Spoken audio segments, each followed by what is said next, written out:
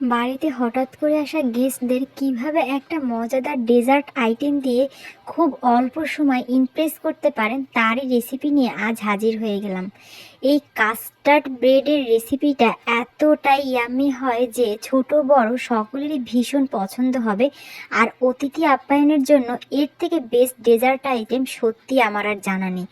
তাহলে চলুন মজাদার এই ইউনিক স্টাইলের ডেজার্ট আইটেমটির রেসিপি দেখে নিই। আসসালামু আলাইকুম, ওয়েলকাম টু জেস্ট লাইফ। এখানে আমি প্যানে 1 চামচের মতো ঘি নিয়ে নিয়েছি ফার্স্টে, পরে আমি আরও একটুখানি অ্যাড করেছি। আমি এখানে ব্রেডগুলোকে ভেজে নেব, সেজন্য আমি এখানে ঘি ব্যবহার করছি। আপনারা চাইলে এখানে বাটারও ব্যবহার করতে পারেন, তবে ঘি ব্যবহার করলে ঘ্রাণটা অনেক সুন্দর হয়। তো আমি এখানে ব্রেড একটা স্লাইসকে 4টা ভাগ করে কেটে নিয়েছি, আপনারা দেখতেই পাচ্ছেন। আমি কিন্তু সাইড ফেলে দেইনি, আপনারা চাইলে সাইড ফেলেও দিতে পারেন।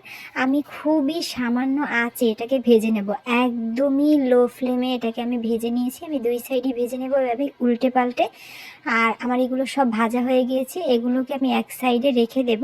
আর এই পাশে আমি কাস্টার্ডটা তৈরি করে নেব। এজন্য আমি 1 লিটারের মতো এখানে দুধ আগে থেকে জাল করে একদম ঠান্ডা করে রেখেছি। সামান্য একটু চিনি দিয়ে দিলাম, আর দিয়ে দিচ্ছি এখানে এলাইচের গুঁড়ো। আমি চিনির পরিমাণটা কিন্তু আধা কাপের মতো দিয়েছি, কারণ ব্রেডের একটা মিষ্টি ভাব তো আছেই, সেজন্য। এরপর আমি কাস্টার্ড পাউডার দিয়ে দিচ্ছি 3 টেবিল চামচের মতো। অবশ্যই ঠান্ডা দুধেই কিন্তু কাস্টার্ড পাউডার দিবেন, না হলে একদম দলা পাকিয়ে যাবে।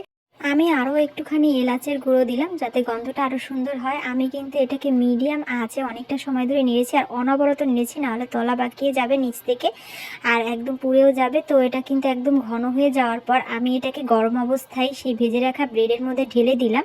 একদম খুব সুন্দরভাবে আমি ঢেলে দিয়েছি। আর এভাবে ঢেলে দেওয়ার পর আমি এটাকে জাস্ট এখন ফ্রিজে রেখে ঠান্ডা করে নেব। আমি এটার স্বাদটাকে আরেকটু বাড়ানোর জন্য সামান্য একটু ড্রাই ফ্রুটস কুচি করে উপর থেকে দিয়ে দিচ্ছি, আর একটুখানি কিশমিশ দিয়ে দেবো। এটা আপনারা আপনাদের পছন্দ মতো যে কোনো কিছু দিয়েই ডেকোরেট করতে পারেন। এখন এটাকে ফ্রিজে রেখে দিচ্ছি। 2 ঘন্টা পরে এটা আমি ফ্রিজ থেকে বের করেছি, আপনারা দেখতেই পাচ্ছেন এটা কত সুন্দর লেয়ারে জমে গিয়েছে।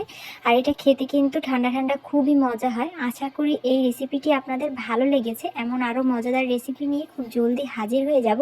সেই পর্যন্ত সকলে ভালো থাকবেন, সুস্থ থাকবেন, আর জেস্ট লাইফের সাথেই থাকবেন। আমার চ্যানেলের রেসিপিগুলো ভালো লাগলে অবশ্যই লাইক কমেন্ট শেয়ার করবেন, চ্যানেলটি সাবস্ক্রাইব করবেন, আর পেজ ইনস্টা থেকে দেখলে একটি ফলো দিয়ে রাখবেন। আজকের রেসিপিটি আপনাদের কেমন লাগছে কমেন্ট বক্সে জানাবেন। আল্লাহ হাফেজ।